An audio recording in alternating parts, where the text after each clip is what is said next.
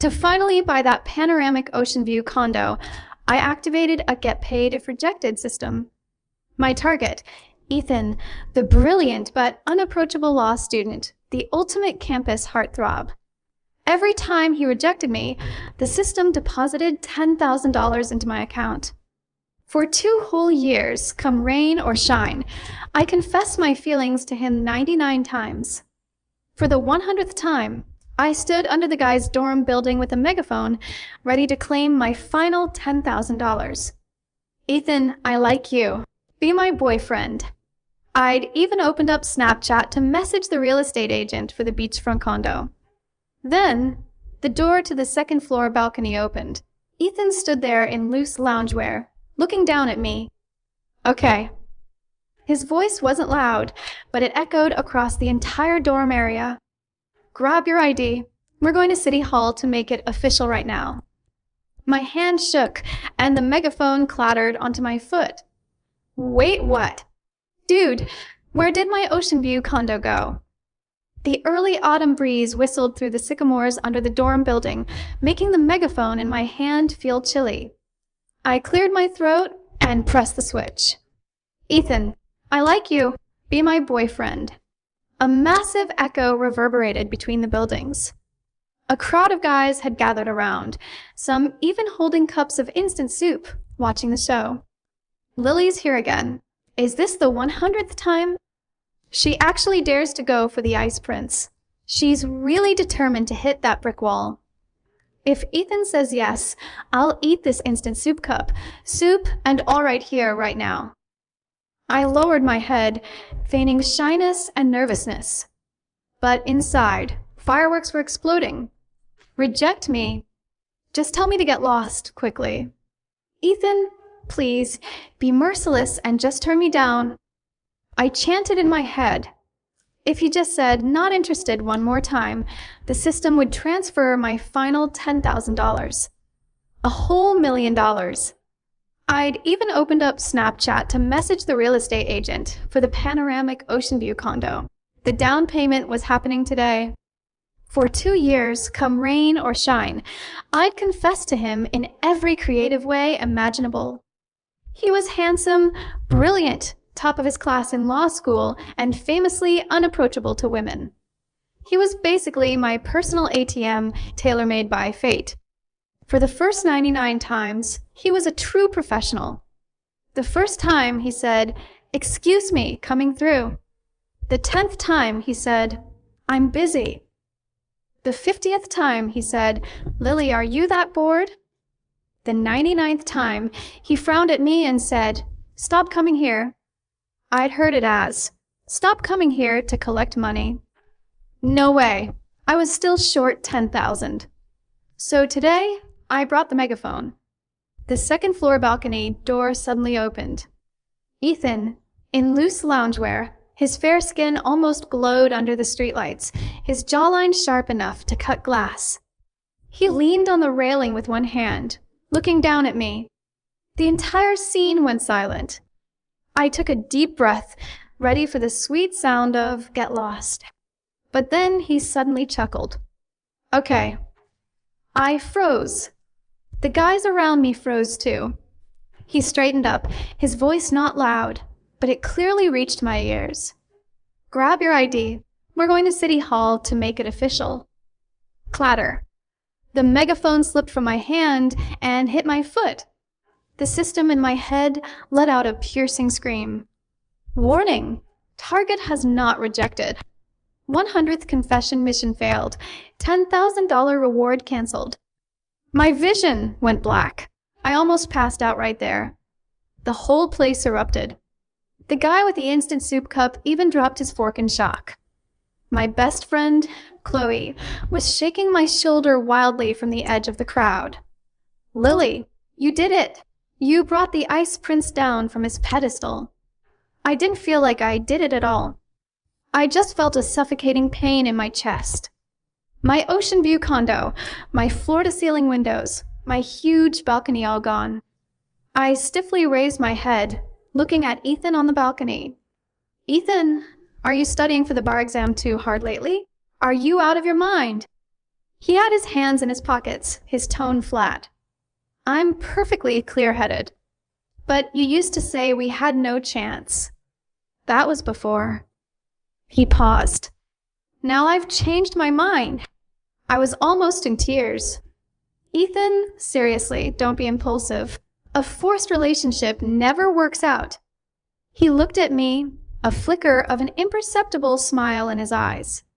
Sweet or not, we'll know once we try. With that, he turned and went back into the dorm. Less than 3 minutes later, he came out of the stairwell. He changed into a crisp white shirt and dark pants, standing as tall and poised as a runway model. He walked up to me, blocking the streetlights above. Let's go. I took a step back. Go where? Didn't you ask me to be your boyfriend? He naturally reached out, taking my wrist. Come with your boyfriend to study. His palm was warm, so hot it made me shiver. The system dinged again. Host has entered a romantic relationship. New mission activated. Hold hands with target for 5 minutes. Reward, $5. I stared fixedly at the $5 in my mind. $5? I used to get 10,000 for getting yelled at, and now holding hands only gets me 5. Was the system getting a cut from some middleman? I struggled fiercely. Ethan, I suddenly remembered I have a huge assignment for my literature class that I haven't written yet. I have to go. He didn't let go. Instead, he gripped my hand tighter.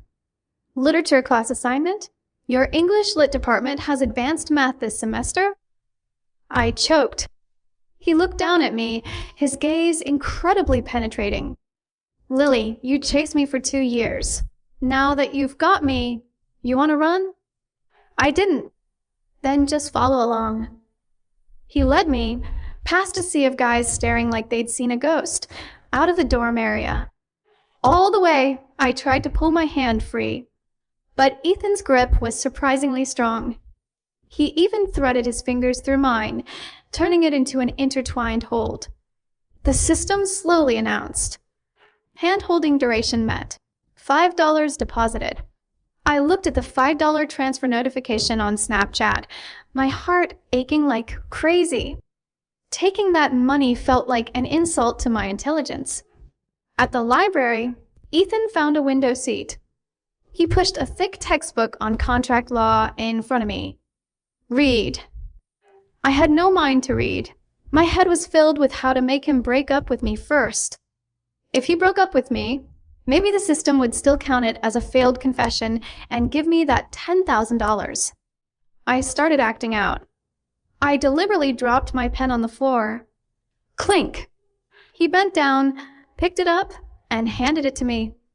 I dropped it again. Clink! He picked it up again. The third time, just as I was about to let go, he pressed his hand over mine. Lily. Huh. Do you have shaky hands? I let out a dry laugh. My hands are just clumsy. He sighed, pulling his chair closer to mine. We were practically touching. The scent of cedar from him wafted into my nose. If your hands are clumsy, then don't write. He opened the book and pointed to a line of text. Read this for me. I looked down. When an unmarried man adopts a female, the adopter and the adopted must have an age difference of at least 40 years. My eyes widened. Why are you making me read this? He rested his chin on one hand, turning his head to look at me. Just a little legal education. And a reminder that no such age difference exists between us, so we can only be legally married. My face flushed instantly. The system popped up. Engaged in academic discussion with target. Reward, $10. I closed my eyes in anguish. $10. I couldn't even buy a decent fancy latte with that. This life was unlivable. By lunchtime, I decided to use my trump card. Ethan was a germaphobe and super picky, preferring incredibly bland food. He wouldn't eat anything with strong aromatics like onions, ginger, or garlic, let alone anything with an intense flavor. I dragged him to the notoriously pungent pasta place on the other side of campus. Not only did I order spaghetti, but I also added double stinky cheese and double cilantro. When the bowl arrived, the smell alone could knock a person out. I pushed the bowl toward him. "Honey, eat up. This place is amazing." I deliberately emphasized honey, intending to disgust him. Ethan looked at the bright red, green, and bizarrely smelling noodles, and sure enough, his brow furrowed. My heart surged with delight. Get mad. Just lose it. Say you can't stand me anymore and want to break up. But instead, he just picked up his fork, slowly selected a noodle, and put it in his mouth. I was stunned. "Don't you think it smells?" He swallowed, his expression unchanged. "It's all right. But you used to not even eat onions." He looked up at me. "No one forced me to eat them before." He picked up a piece of stinky cheese and placed it in my bowl. "You ordered it, eat more." I looked at that piece of stinky cheese, on the verge of tears. The system dinged. Had lunch with Target. Reward, $20. I listlessly poked at my noodles. $20. At this rate, I'd have to be in a relationship for the rest of my life to save up for the condo down payment. After eating, Ethan wiped his mouth with a napkin. "I have moot court practice this afternoon. Are you coming to watch?" I immediately shook my head. "No, I'm going back to the dorm to sleep." He stood up, walked over to me, and suddenly reached out to pinch my cheek. "Okay, let me know when you wake up, and I'll bring you dinner." His actions were so natural that people at several nearby tables turned to look. I covered my face, stammering. "Why you? Don't touch me like that." He chuckled. "Boyfriend's privilege. Might as well use it." Back in the dorm, Chloe had already scrolled through 99 pages of the university's gossip forum. "Lily, you're trending. You're absolutely viral." She shoved her phone in my face. The post title was bold and bright. "Breaking. 100 confessions later, they're official. Law school Ice Prince falls for English, Lit's relentless suitor." The comments below were all shocked. OMG, did this girl cast a spell on him? Has Ethan been possessed? He actually held Lily's hand to the library this morning. Not just held hands, they even ate spaghetti in the back alley for lunch. Ethan eating spaghetti. The world has gone mad. I lay on my bed, my eyes unfocused. "Chloe, I think I got a raw deal.